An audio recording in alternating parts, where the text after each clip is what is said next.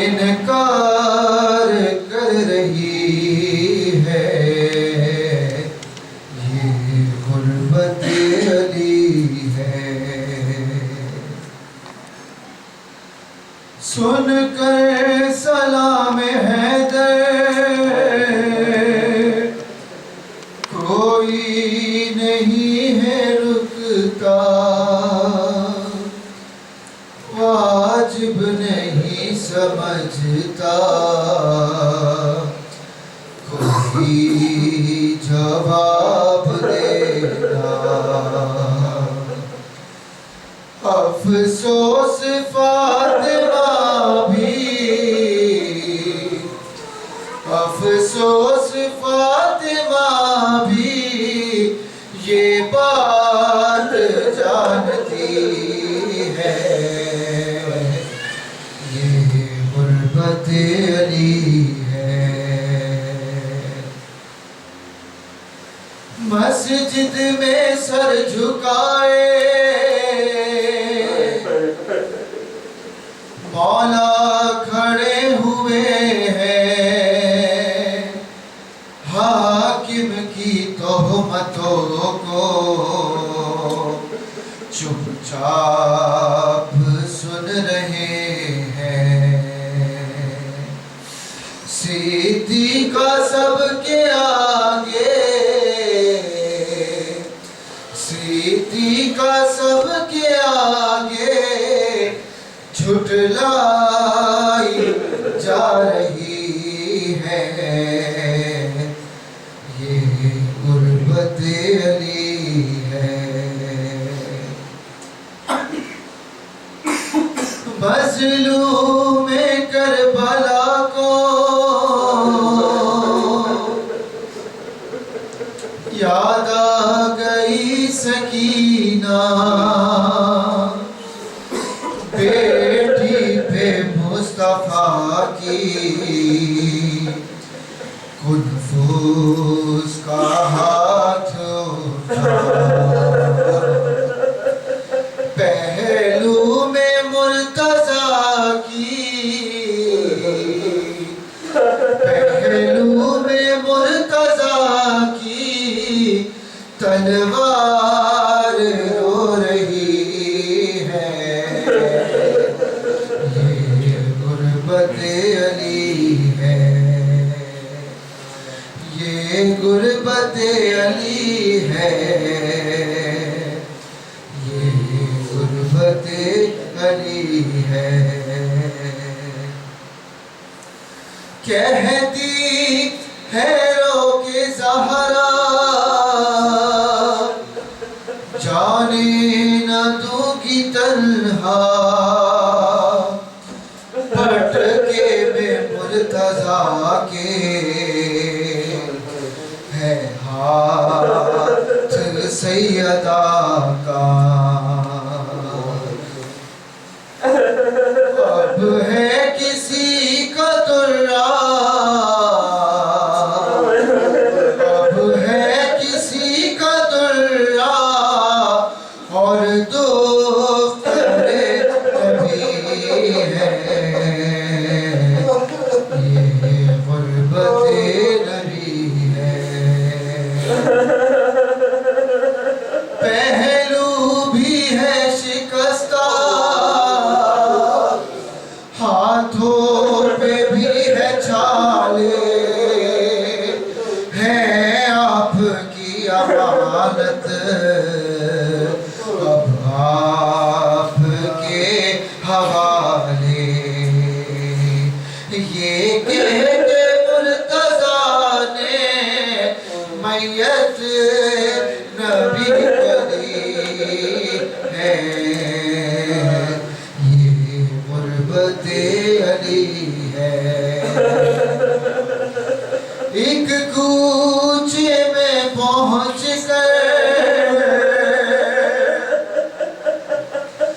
دیکھا جو مجتبیٰ نے، ظالم نے ضرب ماری، کیسی خدا بنتے نبی زمین پر بنتے نبی زمین پر اشکا کے گر گئی ہے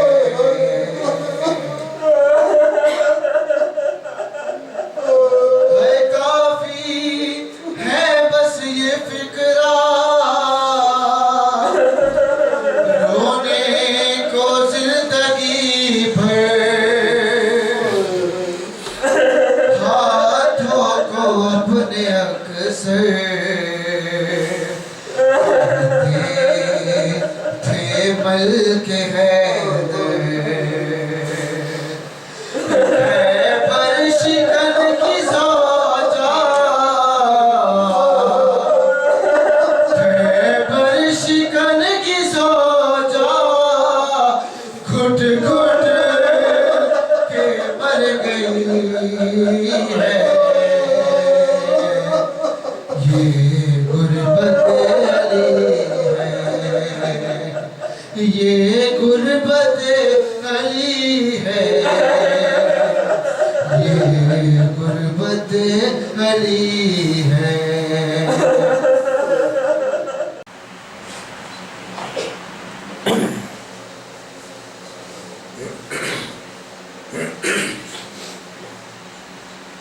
لا حول ولا قوة إلا بالله العلي العظيم.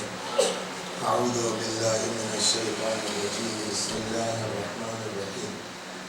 الحمد لله رب العالمين بارئ الخلائق أجمعين باعث الأنبياء والمرسلين والصلاة والسلام والتحية والإكرام على البشير النذير والسراج المنير سيدنا ونبينا وشفيعنا إن شاء الله أبي القاسم محمد. اللهم صل على محمد وعلى محمد. اللهم صل عليه وعلى أهل بيته مظاهر جلالك وجمالك واللعن على أعدائهم الشاكين فيهم المنحرفين عنهم أجمعين.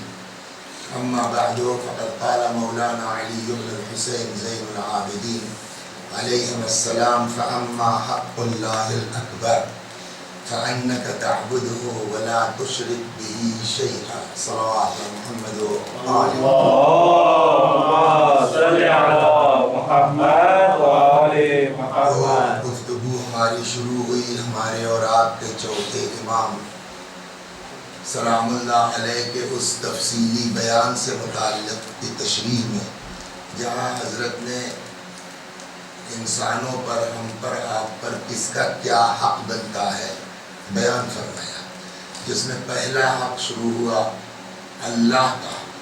امام فرماتے ہیں کہ اللہ کا سب سے بڑا حق تمہارے اوپر یہ ہے کہ تم اس کی عبادت کرو اور عبادت انف نہیں ہے بلکہ مین چیز ہے عبادت بغیر شرک کے.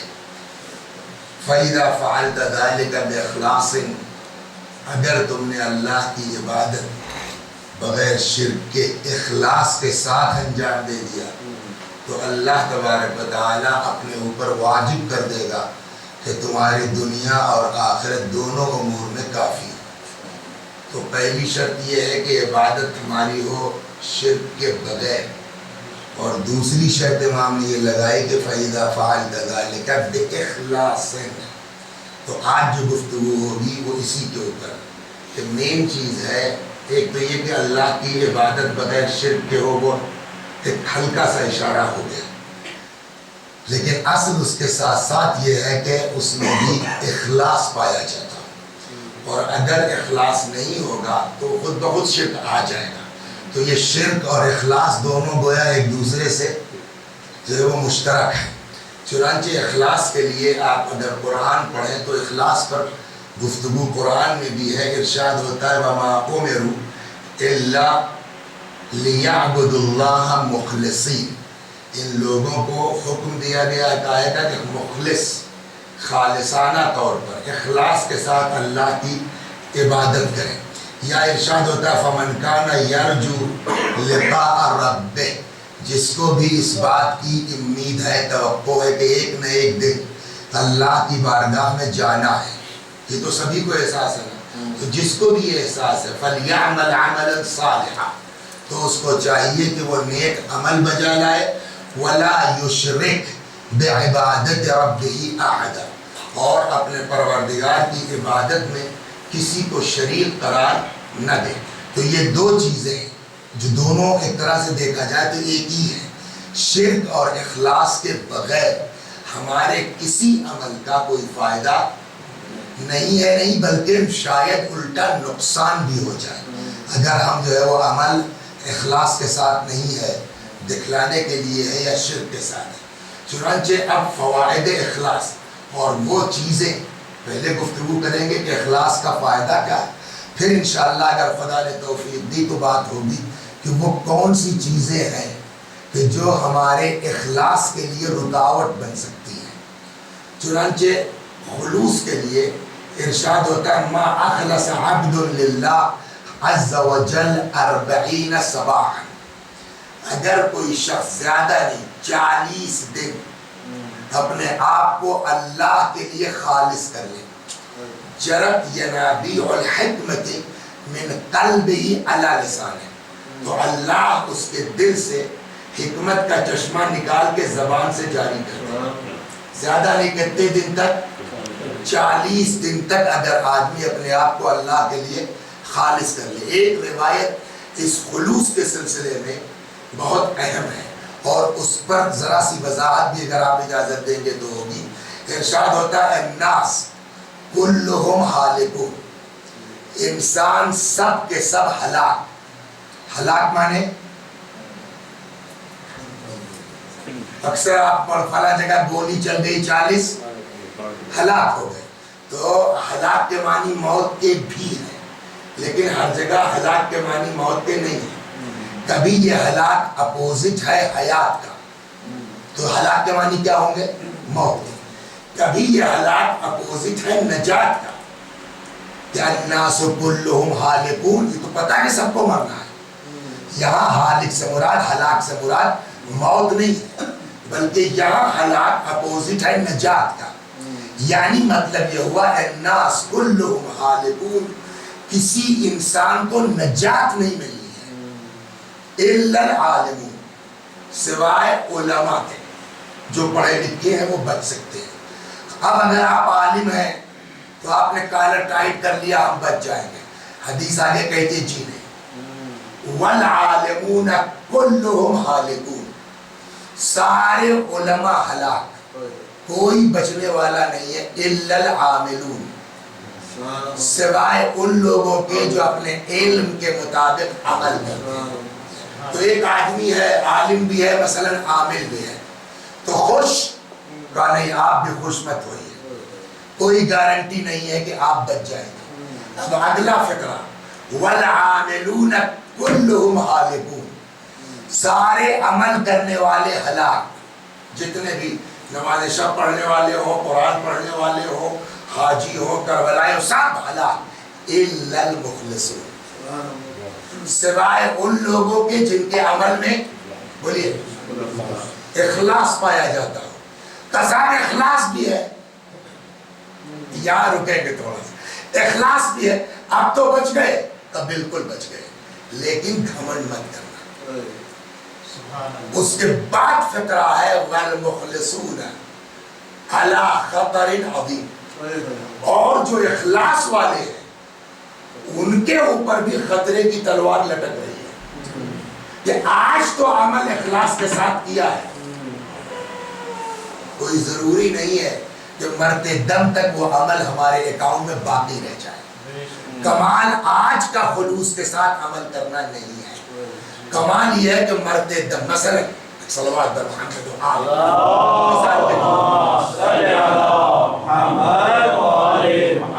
کوئی بیچارے مولانا وسیع حسن صاحب جو ہیں تو ان کو جو ہے وہ اللہ نے 3 لڑکیاں دے دی، تو اب یہ ہاں اس میں کوئی افسوس کی بات نہیں ہے، روایت موجود ہے کہ اگر خدا نے کسی کو 3 بیٹیاں یا اس سے زیادہ دے دی اور ان کو پال پوس کے ان کے گھر تک پہنچائے تو اس کی جنت کنفرم ہے. خوش ہونا چاہیے اگر بیٹی ہے تو. یہ مثال دے رہا ہوں، اس کو برا مت مانیے گا. صلوات محمد و آل نعرہ حیدری. اور ایک گزارش اور ہے آپ لوگوں سے، میں تو نالائق آدمی ہوں، میری زبان میں تو اتنا اثر نہیں ہے. آپ لوگ مومن ہیں، شاید کسی کی زبان میں اثر ہو. کل میرے داماد کا ایکسیڈنٹ ہو گیا، وہ اتنا سخت ہے کہ وہ ہیلمٹ وغیرہ بھی ٹوٹ گیا ہے. تو آج اس کی وہ کیا کہتے ہیں MRI وغیرہ ہوئی ہے. اس کو میں نے وہاں لکھنؤ میں ڈاکٹر صاحب نے مومن ان کو بھیجا ہے. یہاں کام نہیں کر رہا تھا، نیٹ تو نہیں بات ہو پائی، واپس جاؤں میں دیکھوں گا. تو دعا فرمائیے انشاءاللہ خدا جلد از جلد شفا عنایت فرمائے بحمد امیر المؤمنین سلام اللہ علیہ انشاءاللہ. تو ایک صلوات محمد. مثال کے طور کے اوپر مولانا وسیع حسن صاحب کے مرحوم اللہ بخشے 3 لڑکیاں ہیں. تو اب ظاہر سی بات ہے کہ شریعت کچھ کہتی ہے، سماج کچھ کہتا ہے. تو اب سماج کی خاطر آدمی کچھ نہ کچھ تو کرنا ہی پڑے گا. تو کچھ یہاں مل گیا، کچھ وہاں مل گیا، کچھ دھیرے دھیرے جو ہے کبھی 5,000 بینک میں ڈال دیے، کبھی 10,000 ڈال دیے، کبھی 20,000 ڈال دیے. وہ 15 سال سے ڈال رہے ہیں. اب یہ اطمینان ہے کہ صاحب شادی بھر کا ہو گیا ہوگا. اب وہ تاریخ طے ہو گئی. ہم نے اپنے بیٹے سے کہا بھائی یہ لو چیک، جاؤ 2, 2.5, 3 لاکھ 5 لاکھ جو بھی ہے نکال کے لے آؤ، تو زیور ایور کچھ بنوایا جائے. وہاں سے بینک سے لڑکے نے فون کیا کہ صاحب یہاں تو اکاؤنٹ میں پیسے ہی نہیں ہیں. اب میں صاحب ہمارے غصے کے 15 سال کی جتنی رسیدیں تھیں جمع کرنے سب لے کے پہنچ گیا. میں نے کہا فلاں ڈیٹ میں فلاں ڈیٹ میں فلاں ڈیٹ میں. مینیجر صاحب سنتے رہے، ان کا جمع کرنے والی رسیدیں ہیں. چیک بک لائے آپ، تو بیچ بیچ میں جو چیک کاٹتے رہے آپ، اس کا کیا ہوگا؟ تو کمال جمع کرنا نہیں ہے، کمال یہ ہے کہ ضرورت کے وقت موجود رہے. وہی حال نیکیوں کا بھی ہے کہ آج خلوص کے ساتھ ہم نے عمل کیا ہے، لیکن گارنٹی نہیں ہے کہ آج کا جو عمل ہمارا ہے وہ ہماری آخرت میں کام آئے گا. کیوں؟ کہ اس لیے کہ شرط یہ ہے کہ مرتے دم تک وہ عمل ہمارے اکاؤنٹ میں باقی رہے. اس کی ایک مثال دے دیں. صلوات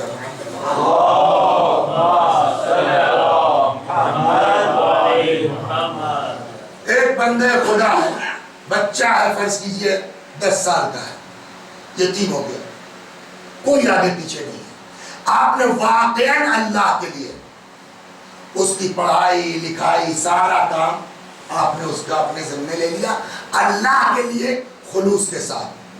وہ لڑکا صاحب جو ہے وہ گریجویٹ ہو گیا، پوسٹ گریجویشن کر لیا اور اتفاق سے سول سروسز میں آ گیا اور وہ سپرنٹینڈنٹ آف پولیس ہو گیا. کس کی وجہ سے ہوا؟ آپ نے پڑھایا، آپ نے سارا خرچہ برداشت کیا. اس واقعے سے پہلے اگر آپ مر گئے ہوتے کام ہو گیا تھا. اس لیے کہ ایک یتیم بچے کو انشاءاللہ کل پرسوں نرسوں کسی دن 3 دن میں امیر المومنین سلام اللہ علیہ کی وصیت اس سلسلے میں ہے. تو جس دن مولا کی وصیت نقل کروں گا یہ بات انشاءاللہ وہاں آئے گی. اب صاحب پتہ یہ چلا کہ وہی لڑکا یاد ہے جس کی فیس آپ نے جمع کی تھی، ہاں وہی تو یہاں کا SP ہو کے آ گیا ہے. اچھا اب یہ 20 سال سے چل رہا تھا معاملہ نا. تو 20 سال میں آپ بھی بوڑھے ہو گئے، آپ کے لڑکے کی شادی ہو گئی، آپ کا لڑکا جوان ہو گیا، پوتا جوان ہو گیا مثلا. اب وہ صاحب گنڈا نمبر 1، اس کو صاحب جیل بھیج دیا گیا. تب تک کسی نے بتایا کہ ارے صاحب وہ بمبئی کا SP ہو کے تو وہی لڑکا تو ہے. اچھا خیر صاحب وہ بھی شریف. جب اس نے چارج وارج لے لیا تو انہوں نے ہماری فیس جمع کی تھی، پڑھایا تھا، تو وہ آ گیا ملنے آپ سے. آپ بہت خوش ہوئے، کہنے لگے بیٹا بڑے موقع سے آ گئے تم، ایک کام ہے تم سے. کام کیا ہے؟ تو وہ فلاں ایک لڑکا ہے میٹر اس کا، وہ جیل میں وہ بلا وجہ. وہ کیس تو بڑا مشہور ہے، جی جانتا ہوں میں، تو اس کے بڑے خراب حالات ہیں. کرے وہ میرا پوتا ہے بیٹا، ذرا کہتے کہ آپ نے اس کو پڑھایا، آپ نے میری فیس جمع کی، وہ سب اپنی جگہ، لیکن میں نے حلف اٹھایا ہے کہ قانون کے خلاف نہیں کروں گا، لہٰذا آئی ایم ویری سوری، میں آپ کی کوئی مدد. اب آپ کو کیا ہوا؟ پورے غصے میں 50 لوگ کھڑے ہیں. کبھی گھٹیا لوگوں کی مدد نہیں کرنی چاہیے، کبھی چھوٹے لوگوں کی مدد نہیں کرنی چاہیے. تم آج رکشا چلاتے ہوتے، اگر میں نہ ہوتا، میں نے یہ کیا، میں نے یہ کیا، میں نے یہ جتنا 20 سال میں آپ نے جو ہے وہ نیکی کمائی تھی نا، اخلاص کے ساتھ 1 منٹ میں سب برباد ہو گئی. اسی لیے روایت میں کیا ہے؟ سب ہلاک سوائے علماء کے، علماء ہلاک سوائے عمل کرنے والوں کے، سارے عمل کرنے والے ہلاک سوائے اخلاص والوں کے. اخلاص والوں گھمنڈ مت کرنا، ڈرتے رہنا، کب جو ہے وہ اس پر تلوار چل جائے اور تمہارا سارا خلوص ضائع ہو جائے. تو خلوص بھی ڈرتے رہنا چاہیے. صلوات بر محمد. اخلاص بہت اہم ہے، مگر اس اخلاص کو باقی رکھنا اس سے زیادہ اہم ہے. جیسا اچھا خاصا ہم نے بتائیے صاحب، میں نے بنوایا یہ سب کچھ اور آج مجھے کو اس میں نہیں جا، تم نے بنوایا اللہ کے لیے نا، تو بات ختم ہو گئی. اب کیوں چاہتے ہو کہ لوگ تم کو سلام کریں؟ تم نے اس غریب کا گھر بنوا دیا، خدا حافظ، جاؤ، اللہ تم کو دے گا نا.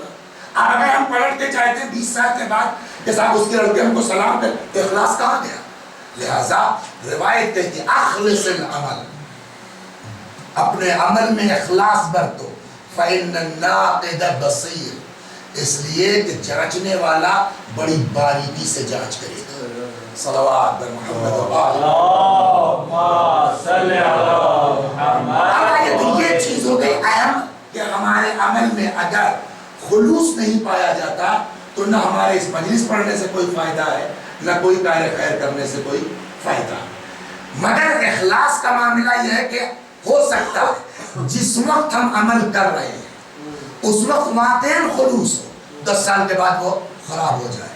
تو وہ چیزیں جو ہمارے اخلاص کو برباد کر سکتی ہیں موٹے طور پر، وہ کیا ہو سکتی ہے؟ سلوات پڑھیے آپ اس پر چلتے ہیں.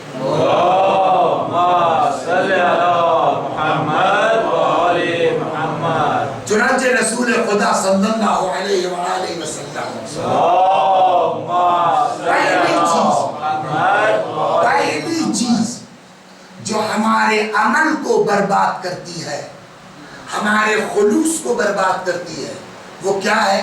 انسان کا اپنے نفس کے اوپر غرور کرنا. انسان کا اپنے نفس کے اوپر کوئی گھمنڈ. 2-4 لفظ پڑھ لیے، اب پورے شہر میں ہم سے زیادہ قابل کوئی ہے ہی نہیں. 2-4 دن نماز شب پڑھ لی، معلوم ہوا صاحب پورے جو ہے کی گالی میں ہم سے بڑا مومن کوئی ہے ہی نہیں.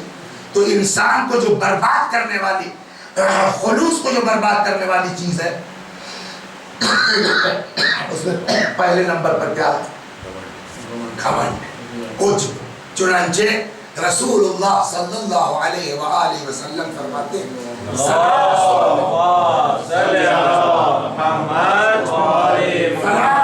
مہلکات، پیغمبر فرماتے 3 چیزیں انسان کو ہلاک کرنے والی ہیں، 3 چیزیں انسان کو برباد کرنے والی ہیں. نمبر 1 شح مطاع، خواہشات نفسانی کی پیروی، یہ انسان کو برباد کر دے گی.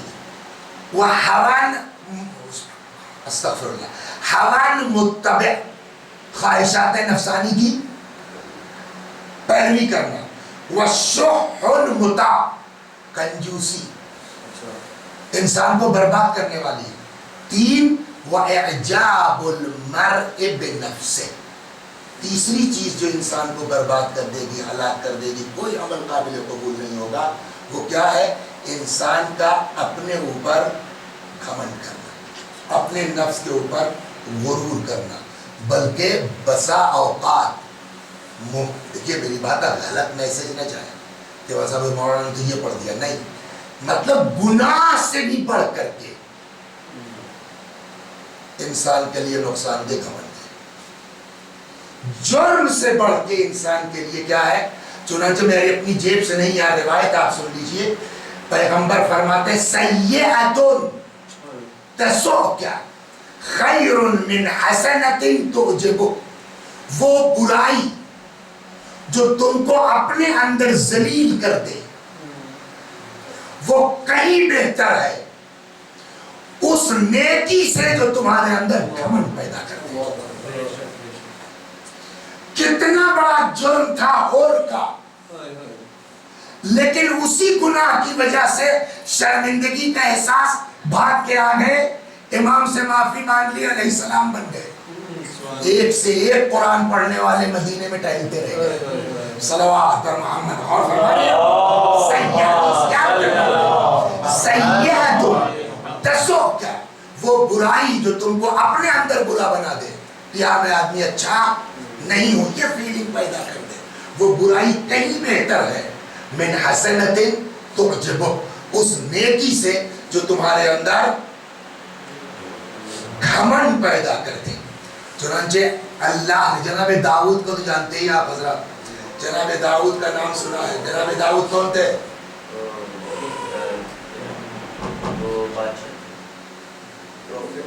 پروفٹ تھے، یس، اللہ نے اقتدار بھی دیا تھا۔ صلوات محمد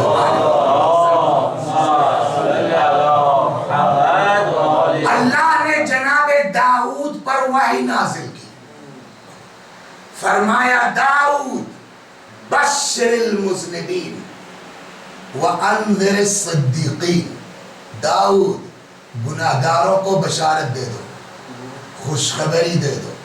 یہ بڑی عجیب روایت ہے، لوگوں کو بڑا عجیب سا لگے گا، مگر یہاں موجود ہے، کافی جلد 2 صفحہ 314 حدیث نمبر 6، بحار الانوار جلد 69 صفحہ 321 حدیث نمبر 37۔ سمجھ گیا؟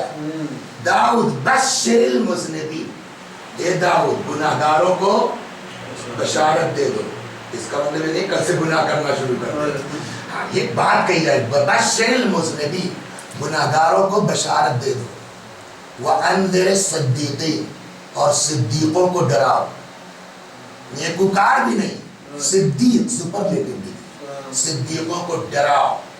جناب داؤد نے کہا پالنے والے اس کا کیا مطلب ہوا؟ صدیق کو ڈرائیں، گناہگار کو خوشخبری دیں، یا داؤد قال کیف ابشر المذنبین وانذر الصدیقین، کیا مطلب اس کا؟ گناہگاروں کو بشارت دیتے، صدیقوں کو ڈرائیں۔ قال اللہ نے فرمایا یا داؤد بشر المذنبین بانی اقبل التوبہ، گناہگاروں کو بشارت دے دیجئے کہ میں توبہ قبول کرتا ہوں، ٹینشن مت لو، اگر کچھ ہو گیا ہے غلطی سے، جان بوجھ سے کرنے والے کی بات نہیں ہے، غلطی سے ہو گیا، آپ ان کو بشارت دے دیجئے انی اقبل التوبہ، میں توبہ قبول کر لوں، وَأَعْفُو عَنِ الذَّنْبِ، اور میں گناہوں کو معاف کرنے والا ہوں، وَأَنذِرِ الصِّدِّيقِينَ، صدیقوں کو ڈراؤ کس بات پر؟ اللہ يُعْجِبُوا بِأَعْمَالِهِمْ، خبردار کبھی اپنے عمل پر گھمنڈ مت کرنا، فَإِنَّهُ لَيْسَ عَبْدٌ يُعْجِبُ بِالْحَسَنَاتِ، اس لئے کہ کوئی بھی بندہ جس نے اپنی نیکیوں کے اوپر گھمنڈ کیا، اللہ حلق، مگر یہ کہ وہ برباد ہوا، ہلاک ہوا۔ صلوات بر محمد و آل محمد، اللہم صلی علی محمد۔ اتا عالم عابدا، ایک عالم آیا ایک عابد کے پاس، اور آنے کے بعد اس نے عابد سے پوچھا کیف صلاتک، کیا حال ہے بھائی کاظم صاحب، آپ کی نماز وماز کا کیا حال ہے؟ دیکھیں ہوتا کیا، what's your name beta? what's your age؟ 13th۔ واجب کب سے ہوگی نماز؟ 15th۔ علی نام بتایا آپ نے نا، خوب، روایت کہتی ہے مروا صبیانکم بالصلاۃ اذا بلغوا 7 وَضْرِبُوهُمْ 10، اپنے بچوں کو نماز کا حکم دو جب وہ 7 سال کے ہو جائیں، وَضْرِبُوهُمْ 10، 10 کے باوجود بھی اگر علی یہاں نہیں آتے تو ہلکا پھلکا ان کو مار بھی دو۔ یہ کیوں اللہ حکم دے رہا ہے؟ نماز واجب ہوگی کب؟ 15 سال میں، اور حکم کیا ہے؟ 7 سال سے سمجھاؤ بیٹا نماز پڑھو، اور 10 سال کے بعد نہ پڑھو تو مارو اس کو۔ یہ اتنے پہلے سے کیوں؟ وجہ سیدھے سیدھی ہے، 15 سال میں واجب ہے، 7 سال سے آدمی سٹارٹ کرے گا تو کتنا ہو گیا؟ 8 سال تک، 15 سال آتے آتے عادت بن جائے گی. ہے یا نہیں ہے؟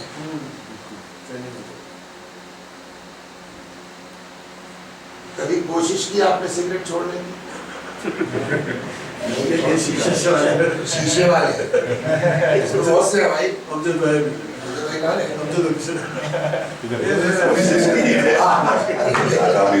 ان کو کبھی کوشش کی آپ نے سگریٹ چھوڑنے کی؟ ناکامی ہوئی. کیوں؟ عادت پڑ گئی.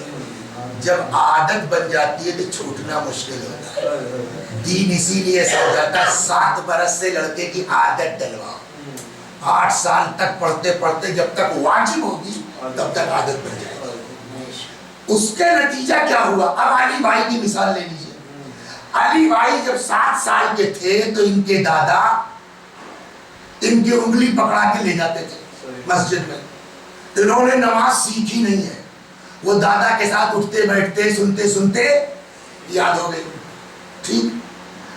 اب 7 برس سے پڑھتے پڑھتے پڑھتے علی بھائی اب 70 سال کے ہو گئے. یہ خود دادا ہو گئے.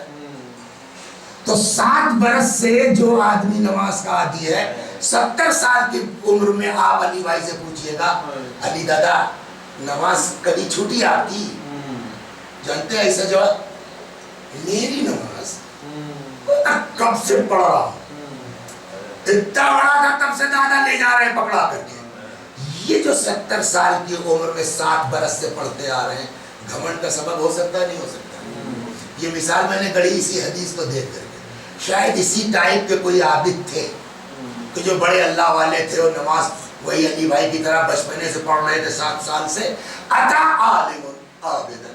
ایک عالم آیا اس عابد کے پاس اور اس کے بعد اس عالم نے پوچھا علی بھائی کیف صلاتک، کیا حال ہے تمہاری نماز کا؟ ان کو برا لگ گیا دادا کو. کہنے لگے مثلی یسأل عن صلاتک، میری نماز کے بارے میں پوچھئے نا. یہ ہوتا ہے اکثر ہوتا ہے نہیں ہوتا؟ انصاف سے بتائیے. میرے بارے میں پوچھ رہے ہو. یہی تو بربادی کا سبب ہے جس دن یہ فیلنگ آ گئی. مثلی یسأل عن صلاتک، میری جیسے کی نماز کے بارے میں پوچھو گے.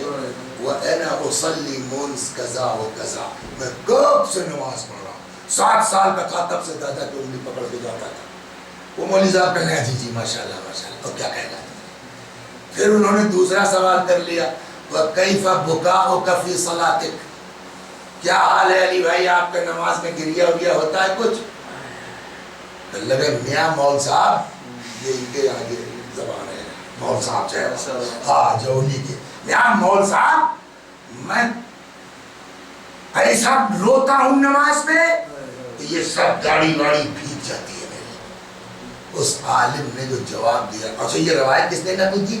امام جعفر صادق علیہ السلام نے نقل کی ہے. پچھلے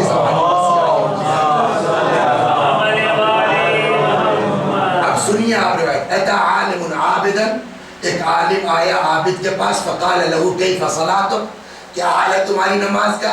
فقال مثلی یسأل عن صلاتک، میرے جیسے کی نماز کے بارے میں پوچھئے گا. وَأَنَا أَعْبُدُ اللَّهَ مُنْز كَذَا وَكَذَا، تو کب سے اللہ کی عبادت کر رہا ہوں. قال كيف بكاؤك، اور کیا حال ہے آپ کے نماز میں، کیا گریے کا کیا حال ہے نماز میں آپ کے؟ قال أبكي حتى تجري دموعي، اتنا روتا ہوں کہ میرا آنسو بہہ نکلتا ہے. فقال له العالم، تو اس عالم نے جواب دیا چچا فإن ضحكك وأنت خائف افضل من بکائک وانت مدل. ہنستے رہتے اندر خوف خدا رکھتے وہ کہیں بہتر تھا تمہارے اس گریے سے جس کے اندر گھمنڈ پایا جاتا. صلوات محمد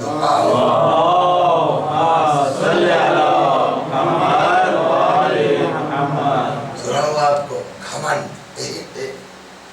ایک جو ہے وہ عابد کی بات ہے نا، تو کہتے ہیں دخل رجلان فی المسجد، اسی میں کہیے اس وقت نہیں مل رہی ہے حافظے میں سنیے. دخل رجلان المسجد، 2 آدمی مسجد میں آئے. احدهما عابد والآخر فاسق، ایک اس میں عابد تھا دوسرا فاسق بدماش آدمی گناہ گار. فخرجا من المسجد، تھوڑی دیر کے بعد دونوں مسجد سے نکلے. جو عابد تھا وہ فاسق ہو چکا اور جو فاسق تھا نک اس کی سپرلیٹو. اور آگے والفاسق صدیق. جو عابد تھا وہ فاسق ہو چکا تھا, جو فاسق تھا وہ صدیق. امام فرماتے جانتے ہو ایسا کیوں ہوا؟ کیوں کہ عابد جتنی دیر مسجد میں رہا مدلن بعبادت, اتنی دیر اپنی عبادت پر گھمنڈ غرور, یہ بھی آئے ہیں ان کو دیکھیے میں یہ کرتا ہوں. اور وہ فاسق جتنی دیر رہا اتنی دیر اپنے گناہوں پہ شرمندہ. وہ شرمندگی کی بنیاد پر صدیق بن گیا, وہ گھمنڈ کی بنیاد پر فاسق بن گیا. صلوات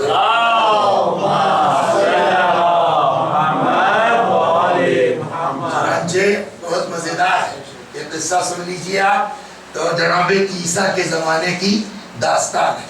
تو ایک بزرگوار کوئی چچا میاں, وہ اپنے عبادت خانے کے سامنے بیٹھے تھے ایسے ہی, تب تک دیکھا کوئی لڑکا گنگناتا ہوا جا رہا ہے.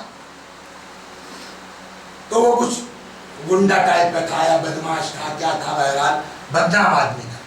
تو چچا میاں نے اس کو دیکھا, کم بات, اللہ کی کھاتا ہے اسی کی نافرمانی کرتا ہے. اور اس کے بعد پالنے والے کل کو قیامت میں مجھ کو اس لونڈے کے ساتھ مت رکھیے. میں بہت مومن آدمی, اس کو کیا پتا کہ چچا میرے بارے میں. اچھا رک جائیے, میں اس واقعے کو آگے بڑھانے سے پہلے ایک دو روایتیں سنا دوں پہلے, تب یہ قصہ اور بیٹھے گا دماغ میں. روایت کہتی ہے التائب من الذنب کمن لا ذنب لہ, گناہوں سے توبہ کرنے والا جس لائک اس نے گناہ کیا ہی نہیں ہے. ان اللہ یحب الشاب التائب, اللہ توبہ کرنے والے جوانوں سے محبت کرتا ہے. نہیں کہ توبہ کرنے والوں جوانوں کو معاف کرتا, معاف تو کرتا ہی ہے. یحب الشاب التائب, توبہ کرنے والے جوانوں سے اللہ بولیے محبت کرتا ہے. نہیں کہ توبہ کرنے والے سے توبہ نہ بھی کرو, خالی آدمی شرما جائے کہ ہم نے غلط کیا, اللہ اس کو توبہ کاؤنٹ کر لیتا ہے, زبان سے کہے یا نہ کہے. یہ کہاں ملے گا؟ ایک جملہ ہم نے پرسوں نرسوں کہا تھا, شکر ادا کیجئے اللہ نے ہم کو آپ کو ایسے گھر میں پیدا کیا اہل بیت کے. اہل بیت کے علاوہ کہیں آپ کو خدا سے بات کرنے کا وہ ہنر اور سلیقہ نہیں مل سکتا جو آل محمد کی دعاؤں کے ذریعے آپ کے پاس ہے. اسی میں مفاتیح کے شروع میں آئیے گا 15 مناجاتیں ہیں, الگ الگ عنوان سے, الگ الگ موضوع پر مناجات ہے, جس کا نام ہی ہے مناجات 15. پہلی مناجات کا نام ہے مناجات التائبین, توبہ کرنے والوں کی مناجات. اس میں جملہ ہے امام کا, الہی, کیا جملہ ہے واقعہ, الہی ان کان الندم علی الذنب توبۃ, پالنے والے اگر گناہوں پہ نادم ہونا, شرمندہ ہونا یہی توبہ ہے, فإنی وعزتک من النادمین, تو تیری عزت کی قسم پالنے والے ہم اپنے کیے پہ شرمندہ ہیں. کیا مطلب ہوا؟ یعنی توبہ نہ بھی کرو, خالی شرمندہ ہو جاؤ میں نے غلط کیا, اللہ اس کو بولیے توبہ کاؤنٹ کر لیتا ہے معاف. اور ماہ رمضان تو یوں بھی برکت کا مہینہ ہے, مغفرت کا مہینہ ہے. یہاں تک امام نے فرمایا کہ جو اس مہینے نہیں بخشا گیا پھر پورے سال کوئی چانس نہیں ہے. تو یہ ذہن میں رہے کہ اللہ اگر کوئی توبہ کرتا ہے اللہ ایسا معاف کرتا ہے کہ لا ذنب لہ, جیسے اس نے گناہ کیے. التائب من الذنب کمن جسٹ لائک, اس نے گناہ کیے ہی نہیں. یہ ذہن میں ہے. ادھر انہوں نے چچا نے کیا جو ہے وہ کہا, پالنے والے اس کے ساتھ مجھ کو آخرت میں مت رکھنا. اور اس لڑکے کو کیا پتا کہ مولوی صاحب میرے بارے میں کیا کہہ رہے ہیں. وہ اپنا گنگناتا چلا جا رہا ہے, سامنے سے دیکھا جناب عیسیٰ چلے آ رہے ہیں. اوہ ڈر گیا, میری باپ رے باپ, یہ تو پیغمبر سامنے, اگر انہوں نے ٹوک دیا اسی کی کھاتا ہے, اسی کی بے نمک حلال خرابی کرتا ہے, بڑی بے عزتی ہو جائے گی۔ اس وقت اس نے دل سے کہا یا اللہ آج اپنے نبی کے سامنے میری عزت بچا لے، میں وعدہ کرتا ہوں اب گناہ نہیں کروں گا۔ ٹھیک، تو اس گناہگار نے کیا دعا کی؟ آج معاف کر دے، اب نہیں کروں گا۔ چچا نے کیا دعا کی تھی؟ جہاں یہ رہے گا وہاں میں نہیں رہوں گا۔ جبریل آ گئے عیسیٰ کے پاس، کہا یا نبی اللہ دونوں کو آپ اطلاع دے دیجئے کہ ہم نے دونوں کی دعا قبول کر لی۔ دونوں کی دعا قبول کر لی، کیا مطلب؟ اس لڑکے نے کہا پالنے والے معاف کر دے، تو اللہ نے اس کی دعا یعنی کیا ہوا؟ معاف کر دیا۔ جب اللہ نے معاف کر دیا تو کہاں جائے گا؟ اور مولوی صاحب نے کیا دعا کی؟ جہاں یہ رہے گا میں نہیں رہوں گا۔ اللہ نے کہا آپ کی دعا بھی قبول۔ وہ شرمندگی کی بنیاد پر بہشتی ہو گیا، یہ گھمنڈ کی بنیاد پر جہنمی ہو گیا۔ صلوات بر محمد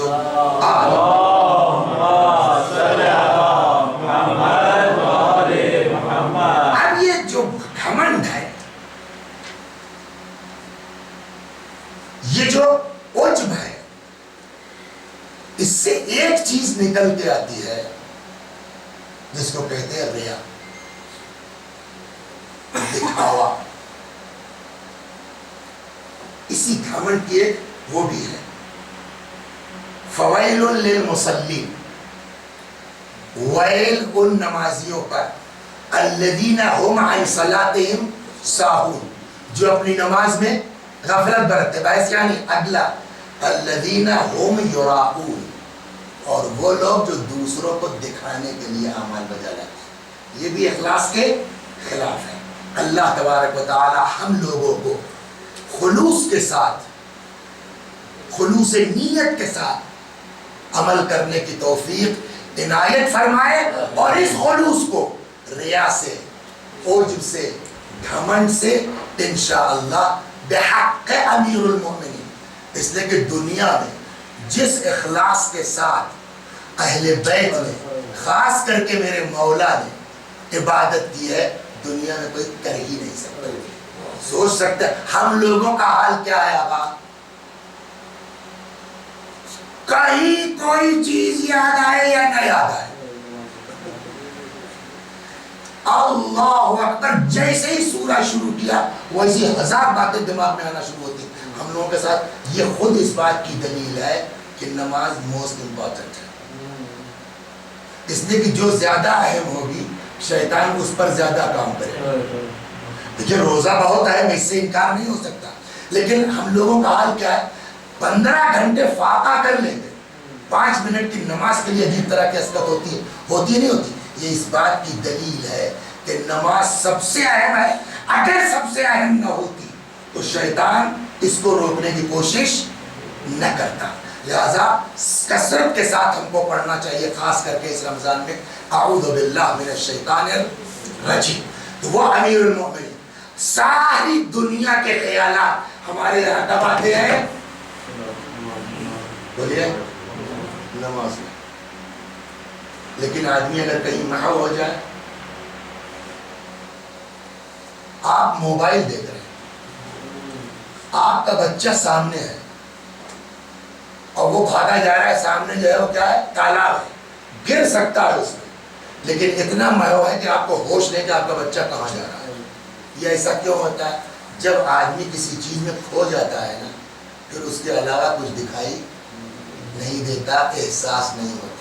یہی تو ہوا مولا کے ساتھ میں، پیر میں تیر لگا ہوا ہے، کون آدمی جس کو تکلیف نہیں ہوگی؟ مولا میں بھی تکلیف ہے، اور جب نکالا جائے گا تو اور تکلیف ہوگی کہ نہیں ہوگی؟ لیکن یہاں کیا ہے؟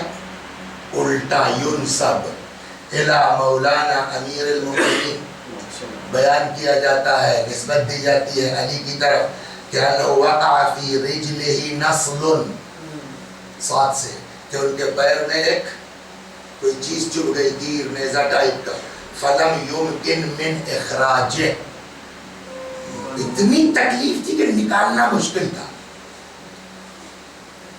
کس کے دماغ میں آیا یہ کہ نماز کی حالت میں نکال لو؟ نہیں، دیکھیے آپ کی اصلی حقیقت آپ کے گھر والی بتا سکتی ہے، اس لیے 24 گھنٹے آپ ساتھ میں ہیں نا. تو کس نے بتایا معلوم ہے؟ جناب فاطمہ نے. کا ایک ہی صورت ہے ان کے پیر سے تیر نکالنے کی کہ جب یہ نماز میں کھڑے. اور روایت کہتی ہے فقالت فاطمہ اخرجوہ فی حال صلاته، نکالو جب یہ نماز میں ہو. فإنه لا يحس بما يجرى عليه، اس لیے کہ جب یہ نماز میں ہوتے ہیں تو ان کو کچھ احساس نہیں ہوتا کہ کیا آس پاس گزر رہا ہے. ایسا یہ خالق کی بارگاہ میں ہوتے. فأخرج وهو في صلاته، نکالا گیا تیر اسی حالت میں کہ جب مولا کائنات کہاں تھے؟ بولیے نماز کی حالت میں. امام زین العابدین سلام اللہ علیہ جن کے اقوال کے ذہن میں یہ گفتگو ہو رہی ہے، کہتے ہیں وَسَقَطَ لَهُ ابْنٌ فِي بِئْرٍ، امام کا ایک فرزند کنویں میں گر گیا. بعض کہتے ہیں امام باقر علیہ السلام یا کوئی اور فرزند.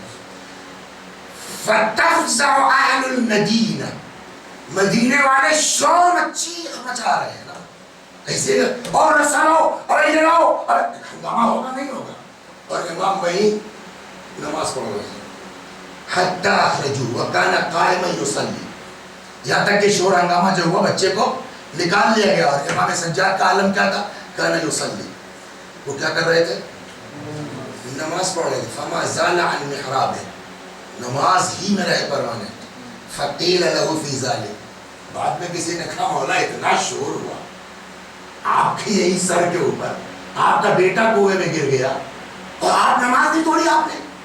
فقال ما شعرت، نہیں مجھے احساس نہیں ہوا، میں نے نہیں محسوس کیا کہ شور ہو رہا ہے. یہ ایسا ممکن ہے؟ ایسا خدا کی بارگاہ میں. انی کنت اناجی ربا عظیما، میں اس عظیم پروردگار کی مناجات میں تھا، اس لیے مجھے کچھ نہیں پتا کہ کیا میرے اگل بغل ہو رہا ہے. یہ ایک. دوسرا ووقع الحریق والنار فی البیت الذی هو فی، امام سجاد علیہ السلام کے گھر میں جس گھر میں تھے اسی میں آگ لگ گئی.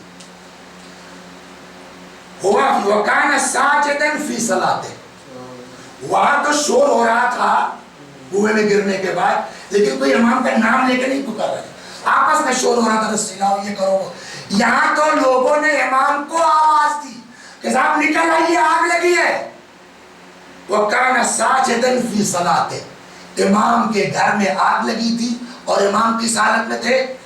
سجدے کے حالت میں. فجعلوا یقولون، پبلک چیخ رہی تھی ابن رسول اللہ ابن رسول اللہ، النار النار، اے فرزند رسول آگ آگ آگ. فما رفع رأسه من سجود، سجدے سے سر امام سجاد علیہ السلام نے بولیے نہیں اٹھایا. حتی اطفئت، یہاں تک کہ آگ بجھا دی گئی. فقیل له ما الذی الہاک عنہا، مولا آگ لگی تھی اور آپ سجدے میں کس چیز نے آپ کو اتنا بے نیاز کر دیا تھا اس آگ سے؟ فرمایا نار الآخرہ. اب میں ترجمہ اس کا کیا کروں، آپ سب سمجھ گئے کیا مطلب ہے. جہاں امام کا یہ عالم ہو، ماہ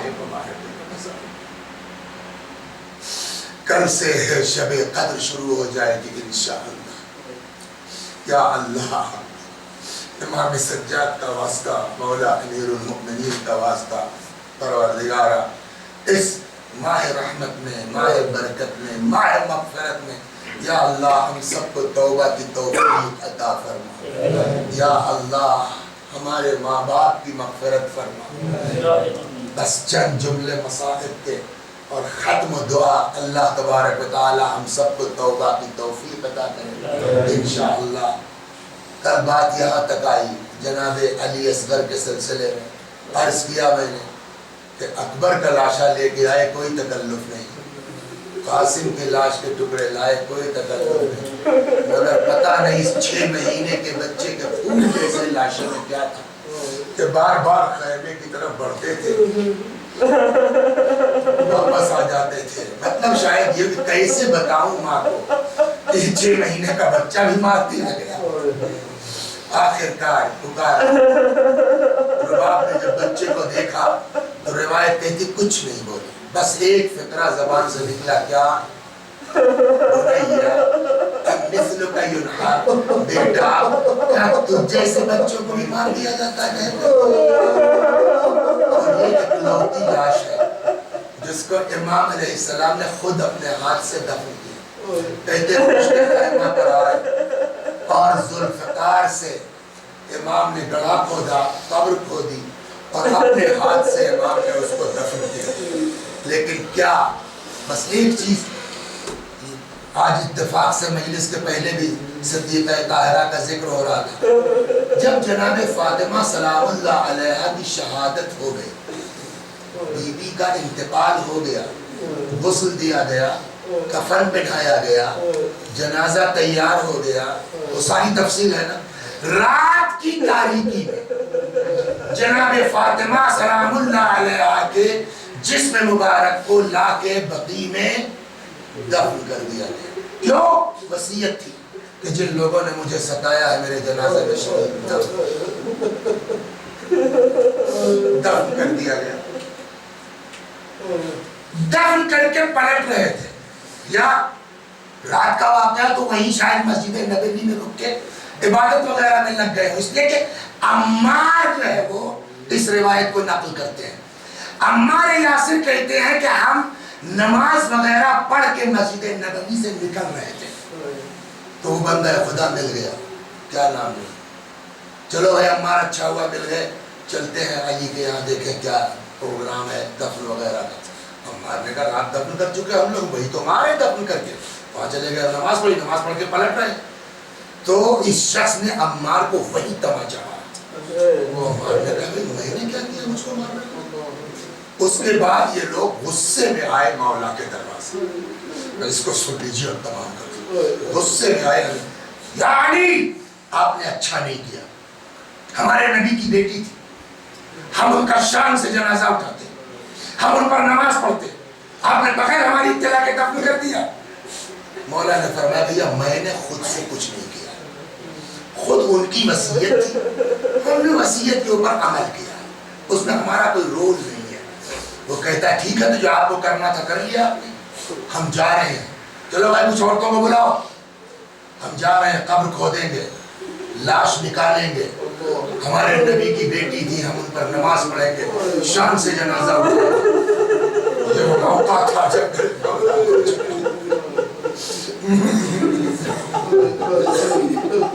روایت کہتی ہے کہ امام نے ایک زردبا تھی جو غصے کے وقت پہنتے تھے، حضرت جو زیب دل فرمائی دوش پہ ڈالی، آگے کھڑے ہوئے ہمت ہے.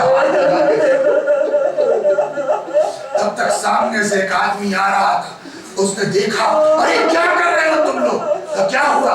کہا میں نے رسول اللہ کو کہتے سنا ہے کہ جب علی مٹی کے گھوڑے پہ سوار ہو، پیلی ہوا دوش پہ ہو، ان سے جھاگ نکل رہا ہو، خبردار علی کے مقابلے پہ مت آنا. جب اس نے یہ روایت سنائی کہا ٹھیک ہے یا علی جو آپ نے کیا ٹھیک کیا، اچھا ہم واپس جاتے ہیں. جناب فاطمہ کی قبر نہیں کھودنے پائی، یہ لوگ واپس آ گئے. میں کہوں گا مولا آپ موجود تھے، آپ نے فاطمہ کی قبر نہیں کھودنے دی، لیکن کربلا میں امام حسین نے اس جمیلے کے بچے کو اپنے ہاتھ سے بچے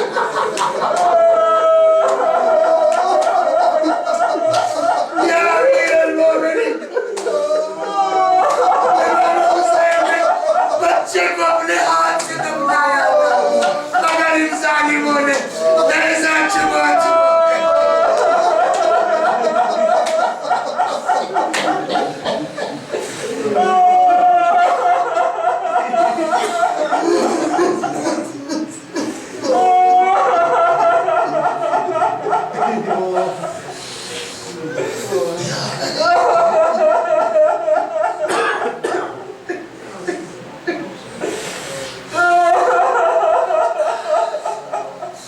وَسَيَعْلَمُ الَّذِينَ ظَلَمُوا أَيَّ مُنقَلَبٍ يَنقَلِبُونَ.